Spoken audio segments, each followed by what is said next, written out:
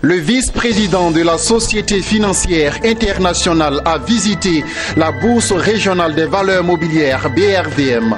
Jindong Hua est allé s'imprégner du fonctionnement de l'institution régionale. Comment devenir un leader? Comment renforcer les forces et qualités au sein de vos équipes afin d'assurer le plein succès de vos entreprises? Ces questions étaient au centre d'un séminaire organisé à Abidjan. Les détails tout à l'heure. Bonsoir à tous et à toutes. Merci de suivre les informations sur Business 24 Africa, la chaîne de l'économie. En visite en Côte d'Ivoire, le vice-président et trésorier de la Société financière internationale a échangé ce vendredi avec les autorités de la Bourse régionale des valeurs mobilières BRVM.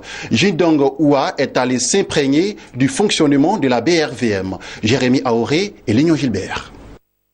Accompagné de Cassandra Colbert, représentant résident, deux vice-présidents de la Société financière internationale, SFI, ont visité ce vendredi les locaux de la Bourse régionale des valeurs mobilières de l'Afrique de l'Ouest, bourse commune à 8 pays, dont le Bénin, le Burkina Faso, la Guinée-Bissau, la Côte d'Ivoire, le Mali, le Niger et le Sénégal. Son directeur général Kossi Félix Edo Amenouvé s'est dit heureux de recevoir la délégation de la SFI qui a été instruite sur la feuille de marché par le service cotation et de surveillance de marché.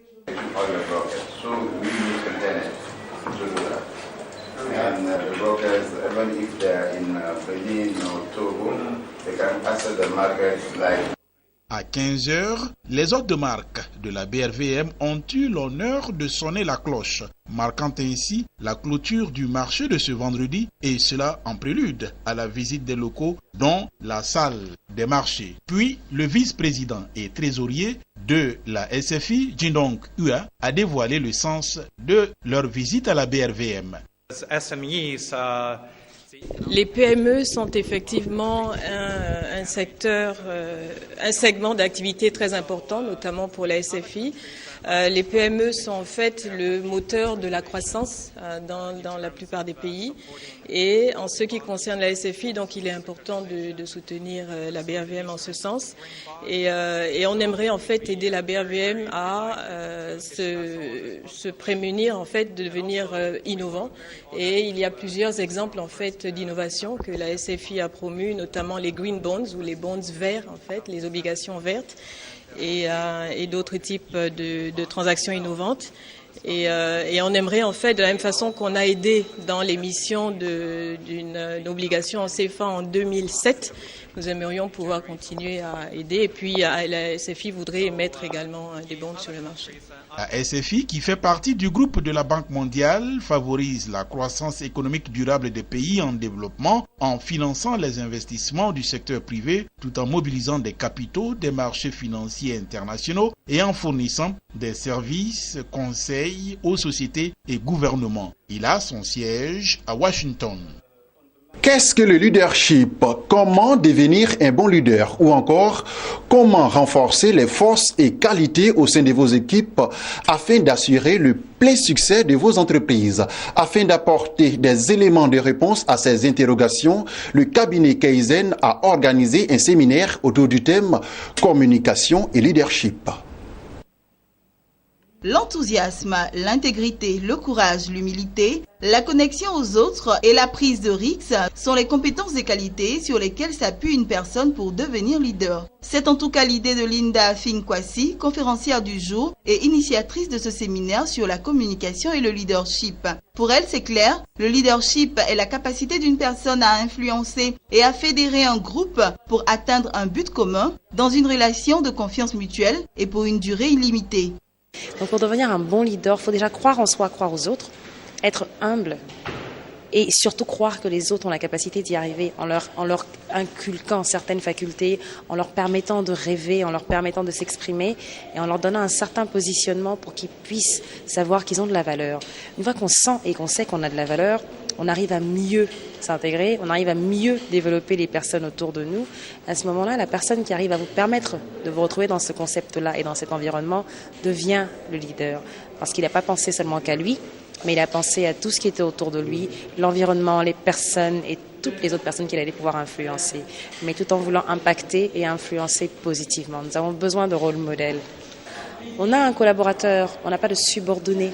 Ça, c'est la valeur du leader. On n'a pas de subordonnés, mais on a des collaborateurs parce que ce sont ces personnes-là qui nous aident à nous développer. Le leader, c'est un visionnaire. C'est quelqu'un qui arrive à extraire en vous ce que vous-même vous ignorez. Et c'est ça la capacité du leader.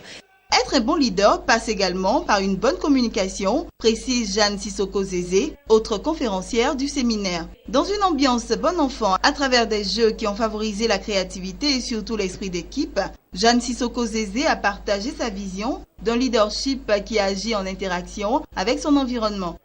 Donc une communication qui au-delà de l'objectif de rentabilité et de performance de l'entreprise, qui est un objectif tout à fait légitime, mais l'objectif devrait être le client et la satisfaction des besoins du client. Parce que maintenant, il faut savoir que les consommateurs évoluent. Les consommateurs ont une nouvelle manière de voir les choses, étant donné qu'il y a de plus en plus, pour toutes les marques, une concurrence qui est de plus en plus exacerbée. Donc le consommateur ne recherche plus le produit qui répond à un besoin. Il recherche un produit ou un service qui va lui permettre de transformer positivement son existence. Donc l'entreprise qui comprend cela met cet aspect au centre de sa communication. Pour les participants, le leadership est la clé de la réussite en management. Une entreprise aujourd'hui se doit d'écouter ses collaborateurs. C'est-à-dire chaque collaborateur a une pierre à apporter à l'édifice. Donc une entreprise qui se veut leader doit écouter, mettre l'accent sur la communication avec ses différents collaborateurs. Très très bonne initiative et nous profitons de l'occasion pour apprendre et apprendre. Le séminaire sur le leadership et la communication est une initiative de Kaizen, une structure qui a pour but de créer des leaders sur le continent africain. Rendons-nous au Ghana, cette fois en bref et en images, où le gouvernement envisage de combler son déficit annuel de production de poissons qui avoisine les 600 000 tonnes. Dans ce cadre, le ministère ghanéen de la pêche et de l'aquaculture a mis en place un plan national de gestion de la pêche, indique Elisabeth Affolé, en charge de ce portefeuille ministériel. Cette feuille de route devrait permettre de fournir des orientations sur les stratégies à adopter afin de répondre à la demande en poissons du pays, évalué à 1 million de tonnes par an. Toujours en bref, au Zimbabwe, le ministère des Technologies de l'Information et de la Communication, des services postaux et du courrier a révélé le 6 février dernier que le gouvernement zimbabwéen va déployer plus de 600 tours télécoms à travers le pays. L'objectif est d'améliorer l'accès des populations aux télécoms. Le ministre s'exprimait face au comité parlementaire en charge des télécommunications. Les travaux d'installation des équipements télécoms à travers le pays, plus particulièrement dans les zones rurales, seront réalisés par l'Autorité nationale des postes et télécommunications. Fin de ce journal. Merci de nous avoir suivis. Je vous retrouve dimanche à 21h pour une nouvelle édition.